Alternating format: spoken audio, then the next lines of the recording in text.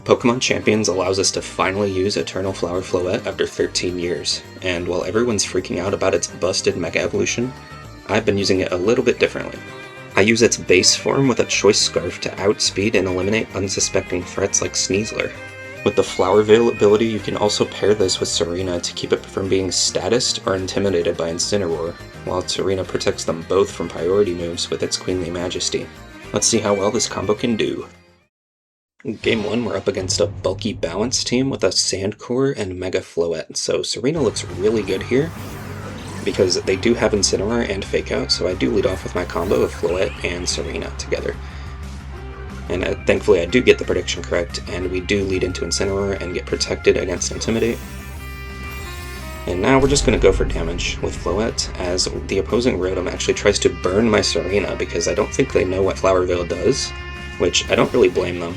And we're just able to knock it out with a Drop Kick, which was buffed in this game too by, I believe, 15 base power, so it's actually a pretty good move now.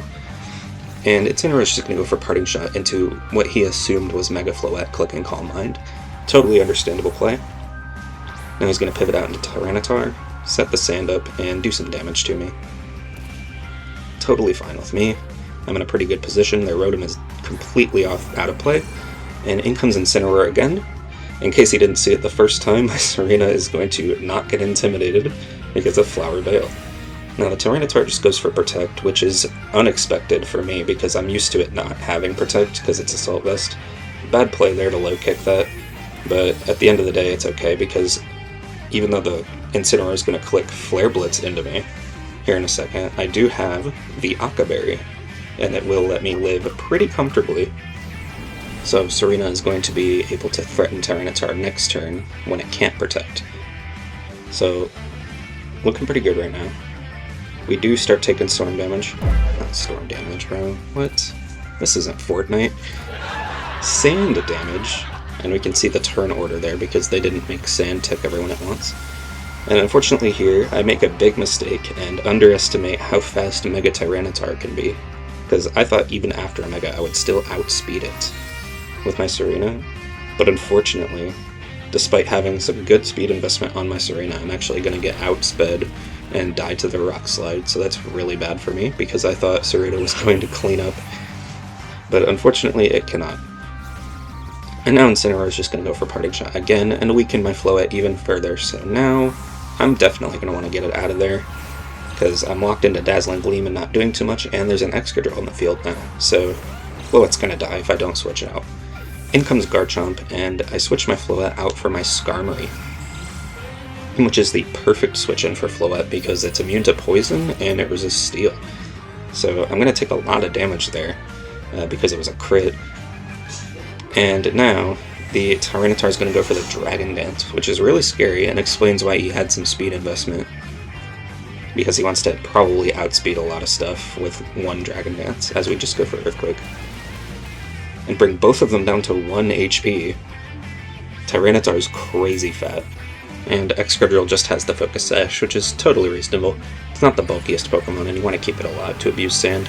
So here I Mega Evolve with my Skarmory, which is actually the wrong play again, because my defenses are now lowered, but honestly, dude, I just wanted to see a Mega Evolve. It's so cool.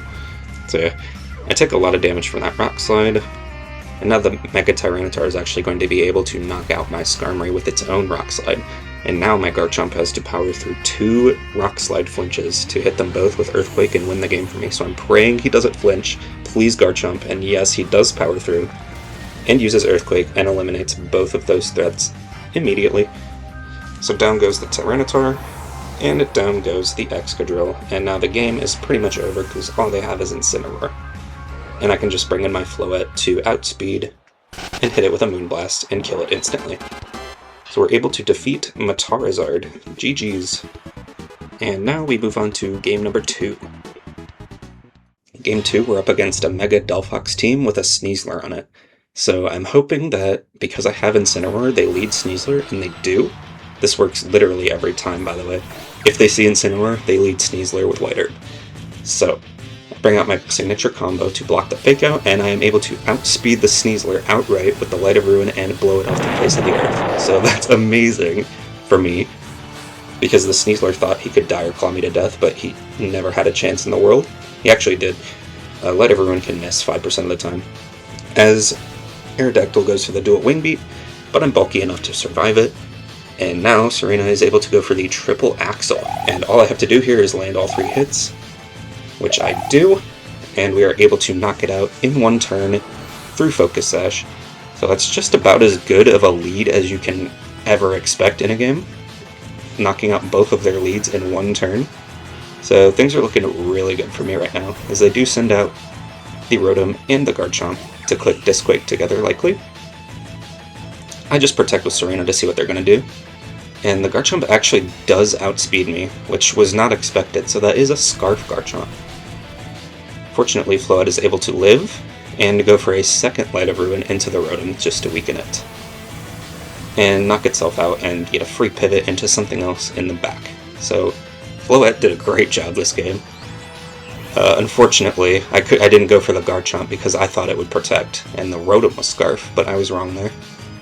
As the Rotom just goes for Electro Web, and just clicks it into Protect and gets some leftovers HP back. So in comes Garchomp. And because he is Scarf, I know he can't click a Dragon move into me, so this is completely safe. And while my Serena is going to go down, I'm going to be able to get a free Dragon move into the Garchomp. So we go for Scale Shot, which is a really underrated move, in my opinion, on Garchomp. Because not only do you boost your speed, and basically reap the rewards of a Choice Scarf without the commitment, you can also power through Haban Berry Garchomps, because only the first hit will be weakened by the berry. So you can actually do an unexpected amount of damage. As Rotom just goes for the Hydro Pump, because I'm a really bulky Garchomp with not much speed because it's supposed to use Scale Shot, I do take it pretty comfortably. And Rotom's just going to get some leftovers, and now we just play the game of can I hit my 90% accurate moves? Except I don't have to because my opponent forfeits. So that was a pretty damn good game against Koopa Troopa. GG's there. We'll move on to Game 3. Alright, Game 3 we're up against another bulky Sand team, but this time they've got Corviknight, which is not good for me because my team is not really prepared to handle that Pokemon. So we do lead off with the combo again, because it looks pretty good into most of his team. We do bait out the Sneasler, and as the Tyranitar goes for Protect, thinking his Sneasler is going to take care of either of my Pokemon, I outspeed with Light of Ruin again, and just knock it out in 1 hit.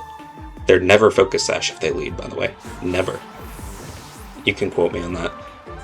And we just go for the low kick into the Tyranitar in case it didn't Protect.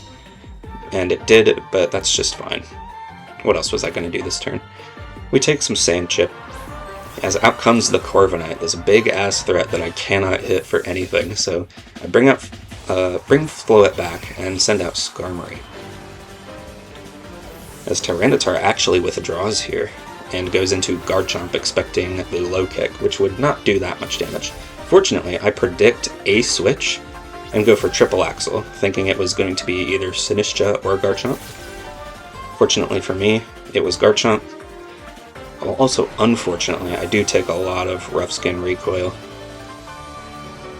But it's worth it to get Garchomp off the field, I think. So now 2 of his Mons are down, and he's just got Tyranitar Corviknight. So I'm thinking this game is looking pretty good. I just need to get rid of the Tyranitar so I can break the Corviknight in a 2v1. So back comes Tyranitar, and my Serena's going to come out, or switch out, I mean, so that it can come back in later, because it's pretty necessary to defeat either of these Pokemon in front of me. So I do intimidate the Tyranitar, but thanks to Mirror Armor, the Corviknight actually bounces the attack right back at me, which I expected but was fine with at the moment. We're going to Mega Evolve into Mega Skarmory, as the opposing Tyranitar Mega Evolves as well. So this thing is looking really dangerous right now. Its Rock Slides are going to hurt like hell, so I just go for Intimidate, or Tailwind. Anyway, as they just go for Dragon Dance, so it's a really good thing I went for Tailwind there. I was expecting Protect, but that works too, because now Tailwind allows me to be faster than it, even after a Dragon Dance.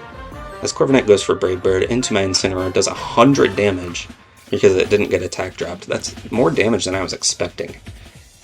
But thankfully, it perfectly activates our Citrus Berry, And here I unfortunately make a really bad play and click Iron Head into the protecting Tyranitar, as the opposing Corviknight is going to sit up Tailwind. And it activates his Aqua Berry, so it takes barely any damage from my Flare Blitz. So yeah, that's not looking good for me. The optimal play there was to fish for flinch by Iron Heading this Corviknight, but unfortunately I didn't do that, and now he gets Tailwind up for free. So now a previously really good looking game is looking pretty bad. I know Incineroar is going to die here, so I just go for the Helping Hand before it dies to make this incoming Iron Head as strong as possible. Tyranitar goes for Rock Slide, knocks out my Incin. He did what he could, right? Like, you can't really be mad at him. It's Incineroar. He does what he can. He's a hard-working man. And we bring out the Iron Head, and we are able to bring Tyranitar down to 13 because he is extremely bulky. Unfortunately, we can't knock it out, which is terrible. And the Corviknight's going to go for the Roost to recover all of that health back. So now it's looking really bad. We bring in Floette because the sand is gone, and we can threaten the Tyranitar. Except I do predict this Protect, and I actually go for the side Pollen Puff into the Skarmory to heal it up, which is a really nice utility option for Scarf Floette. Really fast Pollen Puff to heal up a teammate, and then next turn I can actually punish the Tyranitar with a Pollen Puff and knock it out. Unfortunately, I do not flinch the Corviknight with my Iron Head, and my Floette is going to go down. So it's looking really bad right now, as my Tailwind does expire, and Serena has to come out here and get something going, or I'm going to lose. So I do click Protect, anticipating the Brave Bird into it, as the Tyranitar does click Rock Slide, and I'm protected on my Serena, and my Skarmory is going to live, and now I just need to not flinch and Iron Head it so it can die. Please, Skarmory, Iron Head the Tyranitar. But no, we get flinched. And they do run out of Tailwind here, which is like whatever at this point, because the Tyranitar's faster than everything anyway. So Iron Head into the Corviknight to try and flinch it, predicting the Tyranitar's Protect. As we go for Triple Axle with the Serena, do barely any damage, but, you know, it forces it to go for Roost next turn, so I don't have to worry about it. As the Corviknight doesn't flinch again, and goes for Tailwind. So now all the Tyranitar has to do is click Rock Slide. He brings me really low, and I'm hoping at least one of my Pokemon can knock out this Tyranitar at least, and get something going, but Skarmory flinches, and Serena flinches, so yeah, nothing I can do about this. The Tyranitar is going to knock out both of my Mons, and we're going to lose this game, which is tragic given how well it started with the instant Sneasler knockout. But sometimes things just don't go your way. You get flinched once or twice or 3 times, and you just lose. So GG's Peachy, on to Game 4. Alright, for our final game today, we are up against a really bulky looking Aurora Veil team with a Mega Gengar. So here they lead off with Gengar Melodic, likely expecting Incineroar so that I would give it a competitive boost. Unfortunately for them, I did not lead that. I just led off with Aerodactyl Floette to set some Tailwind and get some speed control on this Mega Gengar here. As Gengar is going to Mega Evolve and get the Shadow Tag ability, so now I can't switch out. We do outspeed and go for the Light of Ruin into the Melodic just to get big damage because it's a huge problem for my team. We don't even do half, which is crazy how bulky Melodic is. As we just go for the Tailwind, we win the speed tie with Gengar and get the Tailwind off. Not like it matters because he actually goes for Perish Song, which I was not expecting, so now he's trying to play the long game here and kill me slowly. As he goes for Muddy Water, I do luckily dodge it with Aerodactyl, which is really important here in a second, as I do just get hit on Floette and take a little bit of damage. So here, I'm predicting that the enemy is going to go for a double Protect to just stall out the Perish Trap turns and waste my time. So I make a really crazy play here. We see they do double Protect, so now what I'm going to do with Floette is actually use Light of Ruin into my own Aerodactyl to activate the Focus Sash, but more importantly, knock out my own Floette so that I can get a free switch into Garchomp in the back, so that I can get some offensive momentum going. Yeah, and I just click Rock Slide because, you know, I can't do anything else. I can't Protect or my Light of Ruin won't go off, and Tailwind's already up, so I just have to click an attack. So anyways, in comes Garchomp and out goes Gengar into Sinistcha to heal up the Milotic. And now it's a matter of, can I break through this Milotic here with the dual Wing Beat plus Earthquake combo? So we do a good amount of damage with the dual Wing Beat. We prevent it from eating its Citrus Berry due to Unnerve, and now we're able to go for the Earthquake next to the Aerodactyl. And thanks to Soft Sand, it is just barely enough to knock out the Milotic and get rid of that huge problem. So down goes Milotic, and Sinistcha here is just going to eat its leftovers, which reveals that it's not Akka Berry or Kasib or Colbur Berry or something like that. So in comes Ninetales to threaten my Garchomp here, as I do switch out of Aerodactyl because I'm allowed to, because Mega Gengar is not on the field, so I'm able to preserve that. I bring in Incineroar to get the Intimidate, which is pretty worthless, except now I threaten Fake Out. I protect with Garchomp, as the opposing Ninetales protects here, probably fearing Rock Slide, which I was never going to go for, and the opposing Sinistcha also protects. But it is going to fail because it was the last Pokemon to use that move on the turn. So they withdraw Ninetales, which is kind of weird to me in the moment, but I realized that it was probably to preserve a Focus Sash. So Fake Out comes out into the Gengar slot, doesn't do any damage, and Garchomp is able to go for the Scale Shot in order to boost its speed and outspeed the opposing Ninetales and Gengars. So my defense is going to fall, but that doesn't matter at all because they have no physical attackers anymore. As Sinistcha just goes for the Life Dew, likely to just heal up itself, but it also would have healed up the Gengar if it took any damage. So good play on their end. Now I'm going to go for Scale Shot again into the Sinistcha to do some damage, get a nice little crit on one of the hits there. Doesn't really matter at the end of the day.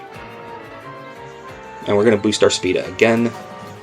And Gengar's just going to click Shadow Ball into my Garchomp, but it's okay because I am pretty bulky, as we don't even take half, which is pretty interesting. And the Sinistcha just goes for Machagacha, trying to burn my Garchomp, trying to recover. But unfortunately, it's not going to be enough, because Incineroar is going to click Throat Chop, and it's going to just go down. So, here comes the Throat Chop. Donk. Down goes Sinistcha. And now it's just down to Gengar and Ninetales, which Garchomp is now faster than both of them. But because he switched out earlier, I'm anticipating that the Ninetales is actually Focus Sash, so I do protect to not die to something random, as the Ninetales is just going to click Moonblast, as I target into it with my Incineroar, with my Flare Blitz, in order to bring it down to the Sash and allow Garchomp to kill it with Earthquake next turn. So now at this point, there's pretty much nothing my opponent can do. Garchomp just clicks Earthquake, and they're going to lose eventually. We do activate our Citrus Berry with the Flare Blitz recoil, and now Incineroar goes for the Helping Hand just to get the extreme overkill on Earthquake. We go for Earthquake, nobody protects, my opponent accepts their fate, and everything on the field goes down all at once. So down goes Incineroar, down goes Ninetales, and then Mega Gengar is the last to fall, as we are able to win this game. So Floette's sacrifice at the beginning was really important to getting enough momentum to eventually win this game in the end, so GG's to Milk. I hope you guys enjoyed today. If you want to use this team, I'm probably not going to make a rental code or anything for any of these teams, but I do have the spreads and movesets on screen right now. Feel free to leave me suggestions down below, and I'll catch you guys next time.